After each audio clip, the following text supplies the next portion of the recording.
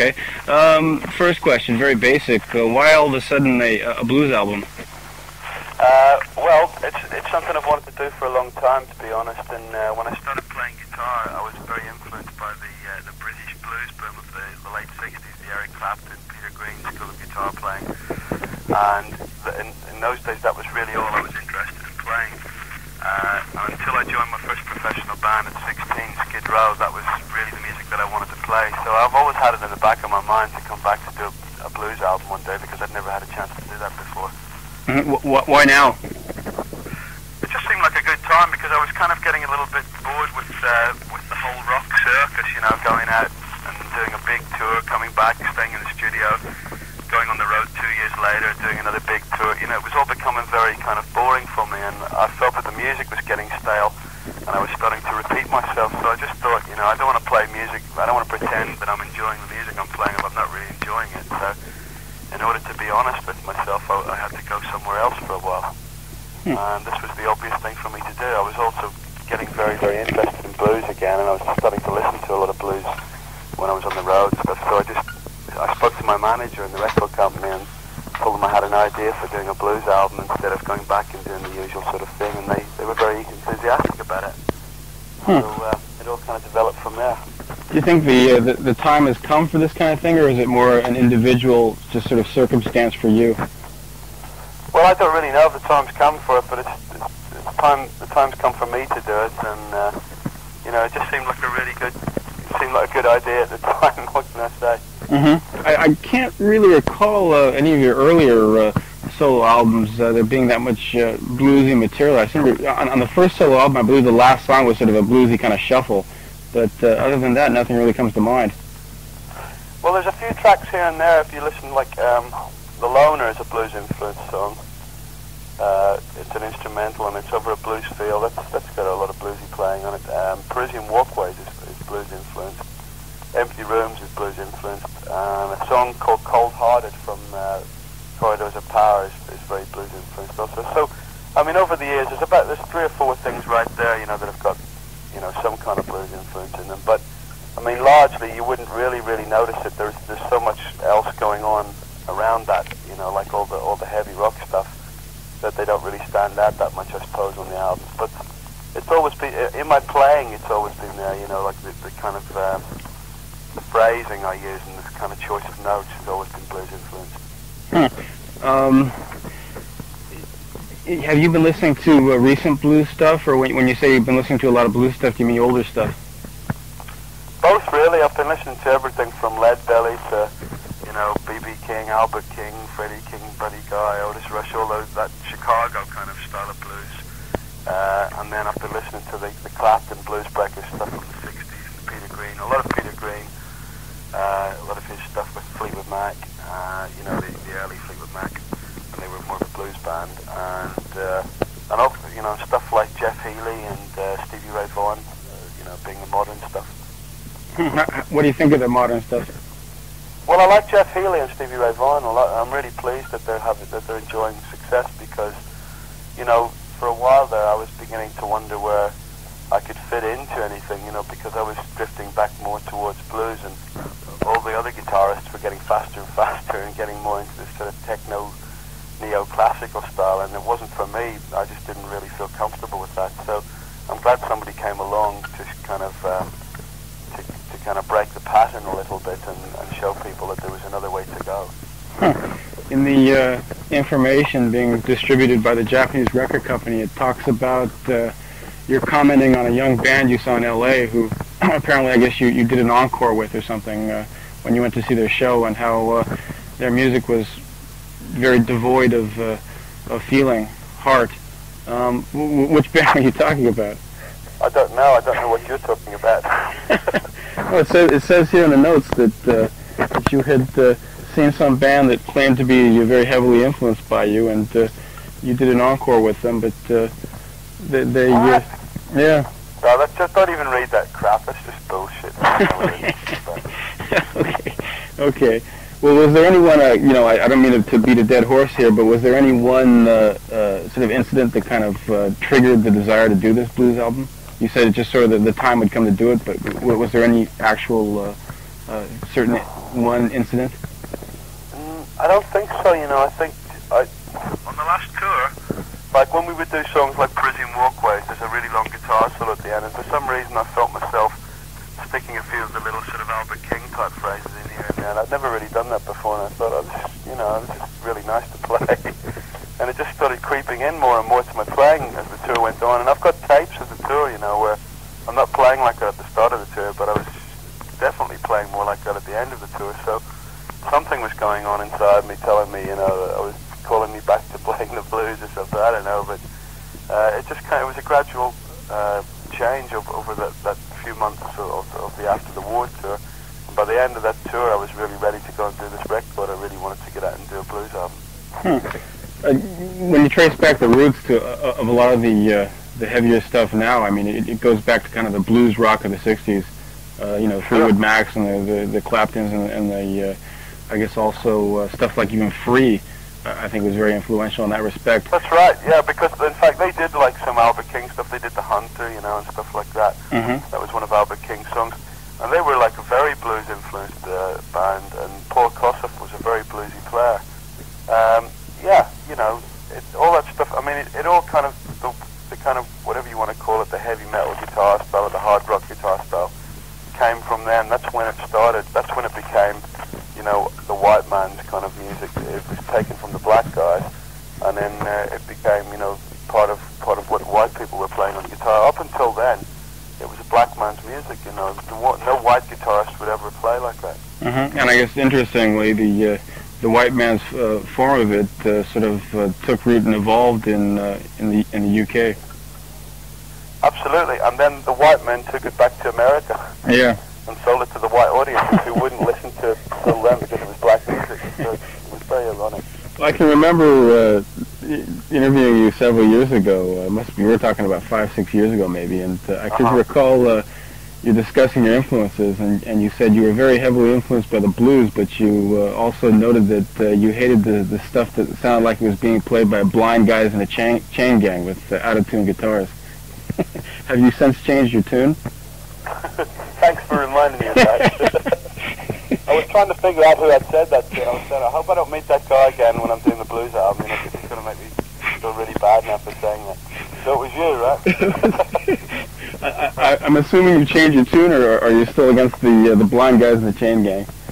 I'm not against anybody, really. I'm not against the blind guys or the chain gang. But no, what I really meant was, see, when I started listening to all that Clapton stuff, and I was reading interviews with these guys, and they were saying you should go back and listen to so and so and so. And then I'd try, but because it was kind of out of tune and it was too raw for me to listen to after hearing Clapton, I couldn't take it. I couldn't stand all the kind of, it was just too rough for me. Yeah.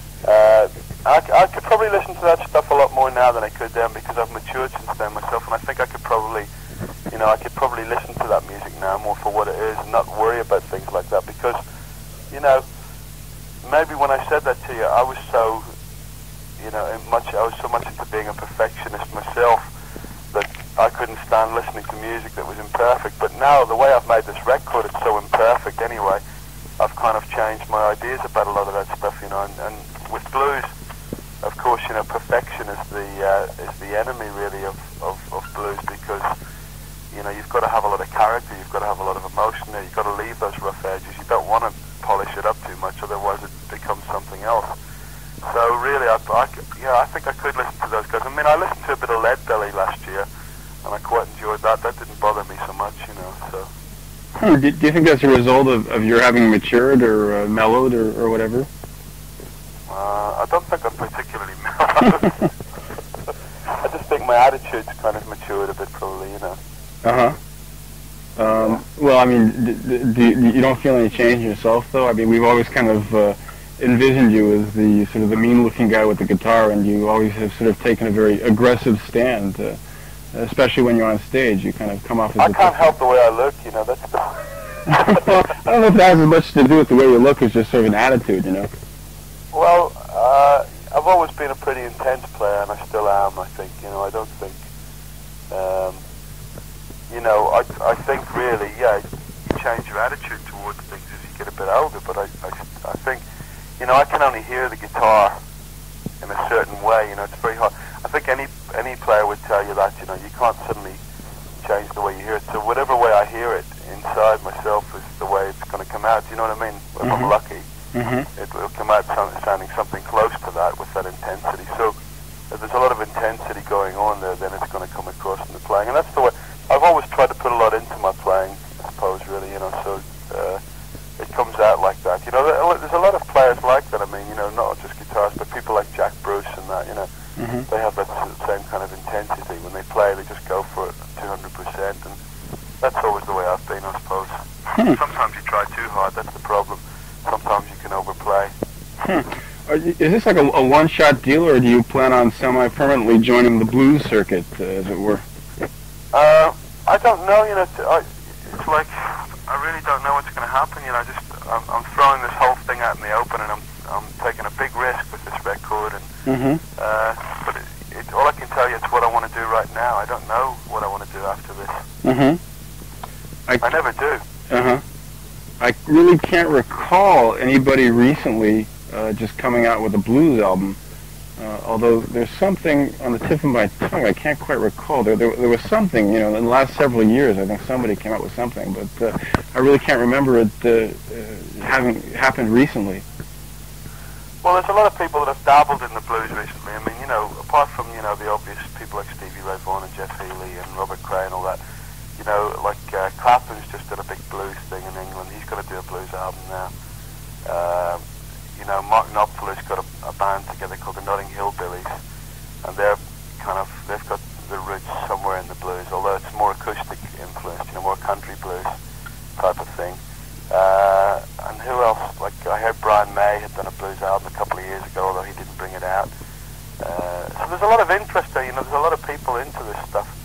And I think, you know, it's a good time for this music because, you know, throughout the 80s, we've had this great technological revolution in everything, in all walks of life. And in music, it's affected the whole process of producing music. As you know, we've been using drum machines, sequencers, you know, programmable mixes, that whole thing, you know, that whole digital thing that's come along.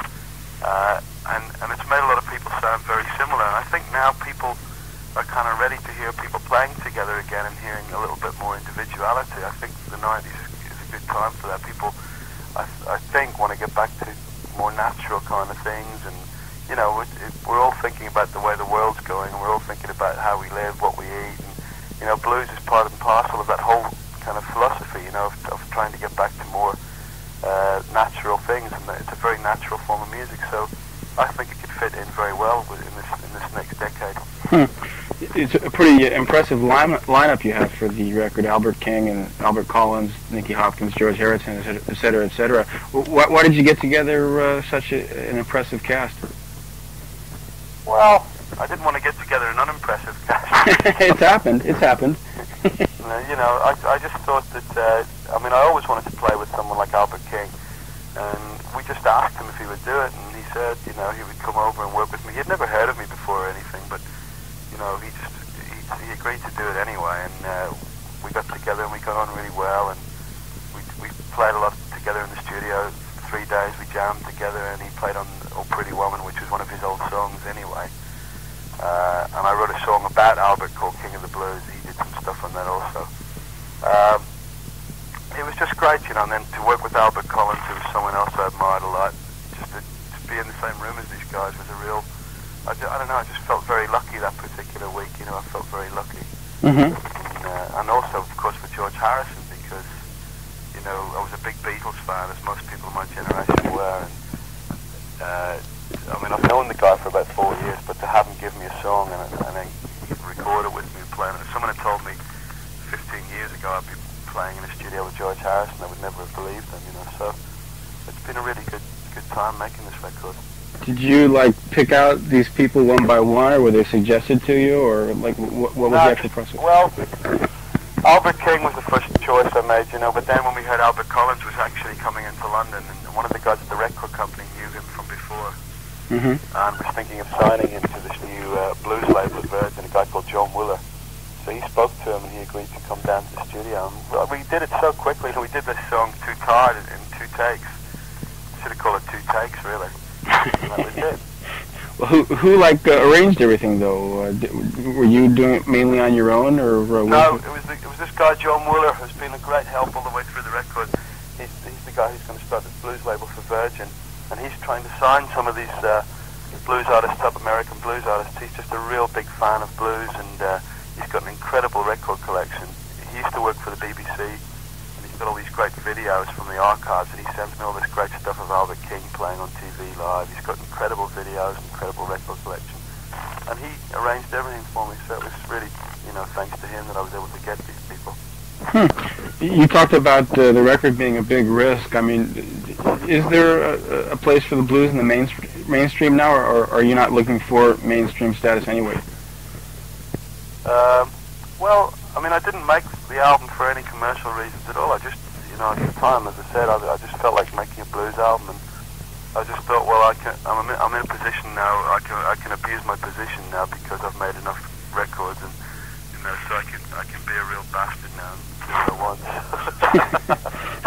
I thought, right, I'm just going to make a record that I feel like making. And I mean, I've always really played what I wanted to play. That's what I'm saying. And this time was no exception. I just thought, I didn't really aim it at any audience or anything. I just thought I'm going to do it anyway and take the chance and see what happens. So that whatever I've done, I'm stuck with it. So that's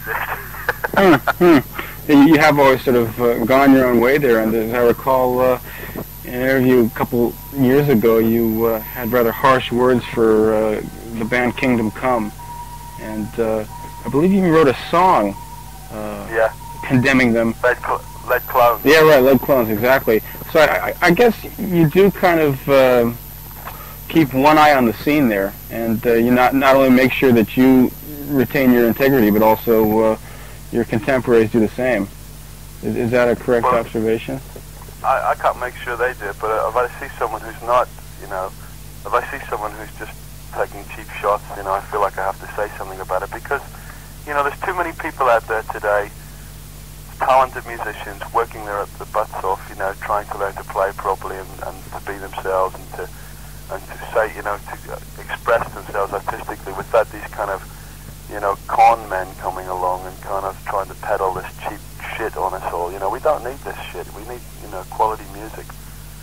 And it's not a snob thing. It's just a thing, like you say. Let's have a bit of honesty. I mean, Kingdom Come could have been, they were a good band. It's just what they did. I hated. They could have just done their own stuff, and the guys in the band individually were good at what they were doing. But it's just to hear them go out and just do like a parody of Led Zeppelin. It was so pathetic. I'm just glad they broke up.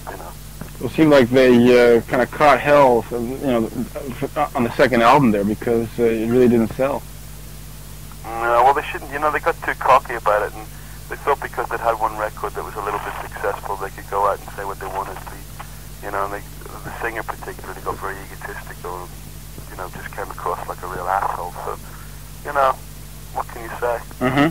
You shouldn't open your mouth too wide, because someone might put their foot in it.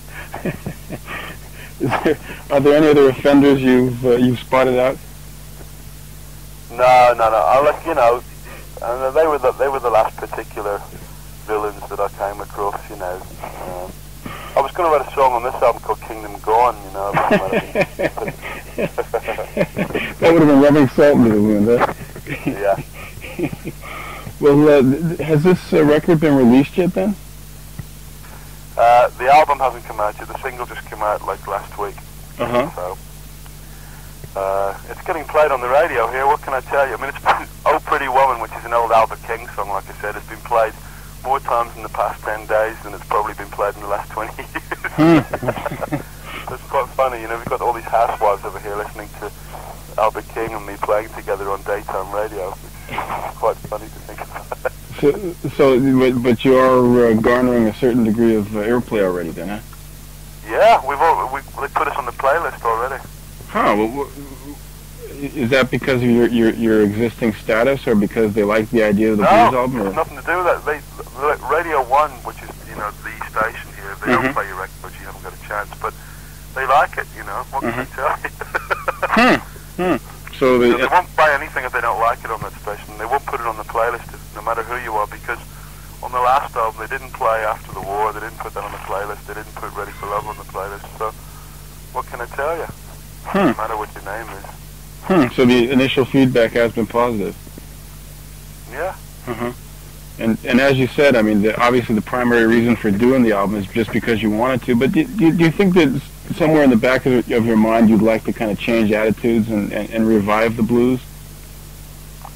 Well, if I turn some people onto the blues through this record who before would have been very cynical about it, and maybe if it makes them go out and buy a few Albert King or Johnny Hooker records or something like that, or it just, you know, maybe gives them a different viewpoint on music, then, you know, that's enough. That's you know, you feel like you've achieved something. It's not, I didn't do the record to make money, that's for sure. I mean, this is the last thing I would expect to make money out of.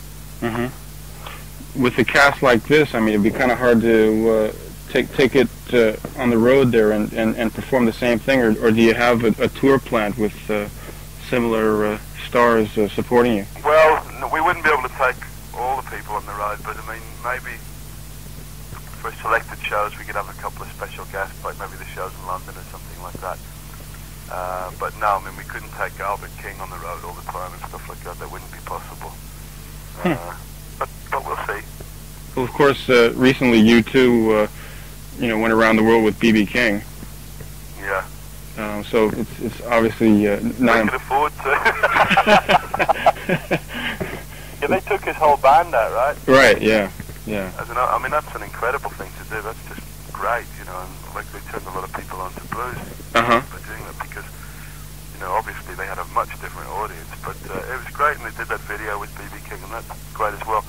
But the funny thing was, after I'd done the Pretty Woman video with Albert King, someone, I think Neil Murray said to me, says, you know, you're going to get compared to U2, and I'd really never, it hadn't even dawned on me for a moment, but I could see people thinking that now. Except that the song I didn't write, you know, it wasn't like it was one of my original songs, he was guesting it, one of his songs really that I'm guesting on, so there's a different approach there, but I know what he meant. God, it was quite, you know, I thought about it afterwards, and I thought, well, I just hope they don't think that I'm trying to cash in on what U2 did or something. Also with me being from Ireland, you know, there's a lot of, you know, people could draw a lot of comparisons. Now that you mention it. Yeah, right, yeah, you can write it in the interview.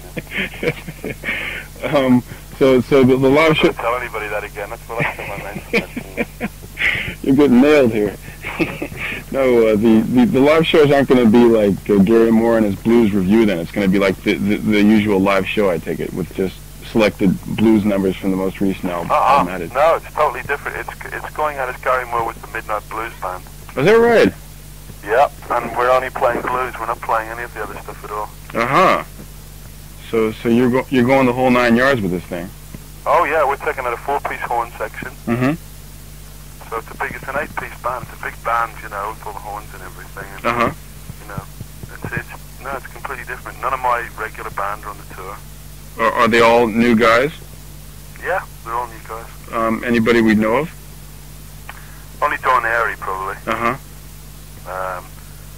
The drummer and the bass player, I don't think you know. Andy Pyle, who used to play with Bloodwind Pig years and years ago, and the Kinks. Right. Various people. He worked with Rod Stewart also. And a drummer called Graham Walker, who's just done loads and loads of sessions and stuff over the years. And he's a really good drummer. He's like so steady, and he's got that real shuffle feel down, you know, the blues feel. He's got that so perfect. It's great to play with. So they're a real good rhythm section. So you must have increased your blues repertoire then. Like, I mean, you must have like 2 or 3 times as many songs as are on the album. Well, we haven't learned that many yet. I mean, we can play, you know, we could probably play about 2 hours, yeah. Because the album's only, you know, if you take them all into consideration, there's probably only about an hour's worth of material there. So we have to learn a lot more stuff on top of that. But then, you know, there's so much to choose from, really. That's the problem. It's not learning the song that's the problem. It's deciding which ones not to play. Like what kind of new songs can we expect on the tour that are not on the album? Well, I might do some, like, you know, I might do some more of the Albert King stuff, like Born Under a Bad Sign, stuff like that. Because that album I just liked so much. I'd like to play almost every song from that record. And I might do, you know, maybe a couple more, you know, some more Peter Green stuff, something like that. Maybe, you know, some more instrumental stuff. There's so much of it around. I'd like to do a B.B. King song, because I haven't done any of that. you know, I'd like to do a Jimi Hendrix song also, but I haven't decided which one I could do. There's not really that many of his that, you know, can take the straight blues treatment. But, you know, you've got Red House, and you've got, there's a couple of others, Crosstown Traffic and stuff like that. But Red House is the obvious one. And are you handling all lead vocals, or do you have somebody else? No, I'm handling it all. There's no real backing vocals or anything on the record as such. There's only on one song, on George Harrison's song, but the rest of it's just one voice. It's pretty simple. When is this tour scheduled to start? We start in Scandinavia at the end of April, and then we go all through Europe through May, beginning of June, and that's as far as we've booked it at the moment. Is that right? But do all signs indicate that you'll be taking it around the world? Well, we're just playing it by ear at the moment. I mean, we'd like to, yeah, but it's just we have to see how the record's received and everything, you know. If it's really, if the demand is there, yeah. Sure. All right. Well, sounds good then. Sounds good then. All right. I guess that's about all the time we got. Want to thank you a lot for everything, and hope to see you when you get out here. Thank you, too. Yeah. Well, take care then. Yeah. No, I don't want to hear anything about blind guys. Okay. Okay. See you around. Okay then. Bye bye. Bye bye.